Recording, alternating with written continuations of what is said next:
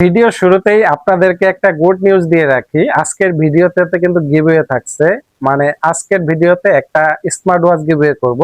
তো আপনারা যদি এই স্মার্ট ওয়াচের গিভওয়েতে অংশগ্রহণ করতে চান তাহলে অবশ্যই আপনাকে আমার চ্যানেলটা সাবস্ক্রাইব করতে হবে, এবং যদি সাবস্ক্রাইব অলরেডি করে থাকেন তাহলে তো হয়েই গেল। আর অবশ্যই একটা লাইক এবং আপনার একটা সুন্দর মতামত কমেন্টে বলে যাবেন। ব্যাস এতটুকু করলেই হবে। আচ্ছা, এখন আসি মূল আলাপে।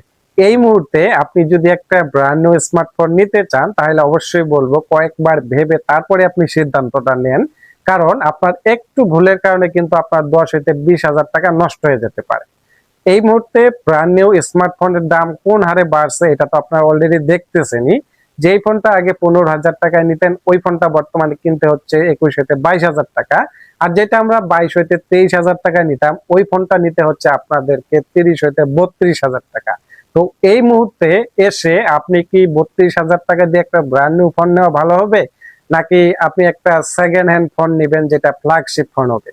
তো এই মুহূর্তে কোন ফোনটা নেওয়া সবচেয়ে বেস্ট হবে সেটাই মূলত আজকের এই ভিডিওতে আপনাদের সাথে শেয়ার করব। আচ্ছা, আপনি যদি এই মুহূর্তে একটা ব্র্যান্ড নিউ স্মার্টফোন নিতে চান, ধরুন আপনার বাজেট 15,000 টাকা, আপনি যদি 15,000 টাকায় একটা ফোন নিতে চান সেক্ষেত্রে কিন্তু 15,000 টাকায় তেমন কোনো ফোনই আপনি পাবেন না।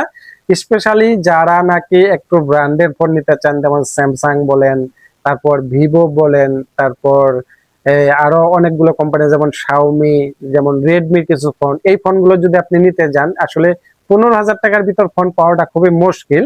আর যে ফোনটা আগে আপনারা 10 হইতে 11 হাজার টাকা পাইতেন ওই ফোনটা কিন্তু বর্তমানে আপনাকে 18,000 টাকায় কিনতে হবে। তো এইভাবে কিন্তু ফোনের দাম বেড়ে গেছে। দেখেন কিছু কিছু ফোন কিন্তু এখন লঞ্চ করেছে, যেমন আপনি যদি সবচেয়ে বড় যেটা আমার কাছে লাগছে যে ভিভো Y500 ফোনটা যে আপনার লঞ্চ করছে সেটার দাম অনুযায়ী এই ফোনটাতে আমার কাছে সবচাইতে ভালো মনে হয়েছে যার এটা ব্যাটারিটা একটা বড় ব্যাটারি ব্যবহার করছে। ওইখানে যে চিপসেট ব্যবহার করছে ওই চিপসেটের ফোন কিন্তু আমরা যেখানে 15 হইতে 16 হাজার টাকায় পেয়ে যেতাম। তো অবশ্যই এই মুহূর্তে এসে আপনি যদি একটা ব্র্যান্ড নিউ স্মার্টফোন নিতে চান তো আমার ডিসিশন থাকবে যে আপনি ব্র্যান্ড নিউ স্মার্টফোন না নিয়ে আপনি 22 হাজার থেকে দিয়ে যখন একটা ব্র্যান্ড নিউ ফোন নেবেন ওই ফোনটা আপনি খুবই খুবই একদম নিম্নমানের স্পেক পাবেন, যেটা আপনারা আগে 10 হইতে 11 হাজার টাকা ফোনের ভিতর পাইতেন। তো এই জন্যই বলবো যে এই মুহূর্তে এসে আপনি এই ব্র্যান্ড নিউ ফোন না নিয়ে আপনি সেকেন্ড হ্যান্ড ফোনগুলো নিতে পারেন, যেগুলো ফ্রেশ কন্ডিশনের, যেগুলো মনে করেন যে ভালো চলতেছে, যেগুলো গ্রিন লাইন ইস্যু নাই, এগুলো অবশ্যই আপনাকে যাচাই করে নিতে হবে। হ্যাঁ, তো এখন তারপর আপনি যখন একটা সেকেন্ড হ্যান্ড ফোন নিবেন এইখানেও কিন্তু অনেক বিপদ হইতে পারে, কারণ আপনি যদি ভালো করে দেখে বুঝে না নিতে পারেন সেক্ষেত্রে কিন্তু অবশ্যই আপনাকে এইখানেও টাকাটা নষ্ট হয়ে যেতে পারে, কারণ ব্যাটারি খারাপ হতে পারে, ডিসপ্লে গ্রিন লাইন আসতে পারে, ক্যামেরা ভালো না হতে পারে। এই বিষয়গুলো কিন্তু অবশ্যই আপনাদেরকেও খেয়াল রাখতে হবে। তো আপনারা যখন একটা সেকেন্ড হ্যান্ড ফোন নিবেন তখন কিন্তু অবশ্যই আপনাকে ভালো করে যাচাই বাছাই করে তারপরে নিতে হবে। আমি সেকেন্ড হ্যান্ড ফোন এই জন্যই সাজেস্ট করলাম, করার কারণ হইলো যে আপনারা দেখেন একটা ফোন যখন আপনি যে ফোনটা আগে আপনার 13,000 টাকায় নিতেন ওই ফোনটা আপনাদেরকে এখন কিনতে হবে 22,000 টাকায়। ওই 13,000 টাকার ফোনের স্পেক আর 22,000 টাকার ফোনের স্পেক কিন্তু সেম হচ্ছে। অতএব আপনি যদি একটা ব্র্যান্ড নিউ ফোন নিতে চান তাহলে কিন্তু আপনি ঠকতেছেন। তো অবশ্যই বলবো যে আপনি 22,000 টাকা দিয়ে যদি একটা সেকেন্ড হ্যান্ড ফোন নেন সেক্ষেত্রে এই যেই ফোনটা আগে 35 হইতে 36 হাজার টাকা ছিল ওই ফোনটাই কিন্তু আপনি ভালো ফ্রেশ কন্ডিশনে 22,000 টাকা পাচ্ছেন। তো এখানে কিন্তু আপনি খুব মানে যে ঠকতেছেন তা কিন্তু না, জাস্ট হয়তো একটু সেকেন্ড হ্যান্ড ফোন পাচ্ছেন কিন্তু আপনি কিন্তু পারফরম্যান্সের দিক দিয়ে অনেক ভালো পাবেন। তো এই জন্যই আমি এই মুহূর্তে রিকভার করব আপনাদেরকে বা রিকোয়েস্ট করব যে আপনারা ব্র্যান্ড নিউ না ফোন নিয়ে আপনারা অবশ্যই সেকেন্ড হ্যান্ড ফোনগুলো এবং একটু যাচাই বাছাই করে নেবেন। আপনারা হয়তো জানেন না যে বর্তমানে গত 13 বছরের চাইতে এই বছর সর্বনিম্ন ফোন সেল হয়েছে, মানে এতটাই কমছে ফোনের সেল। শুধু এটা কিন্তু আমাদের দেশে না, সারা বিশ্বে। আর এই ফোনের দামটা যে বাড়ছে শুধুমাত্র আমাদের দেশে বাড়েনি, সারা বিশ্বে ফোনের দাম বাড়ছে। আর এটা বাড়ার একমাত্র কারণ হলো ডলার রেট।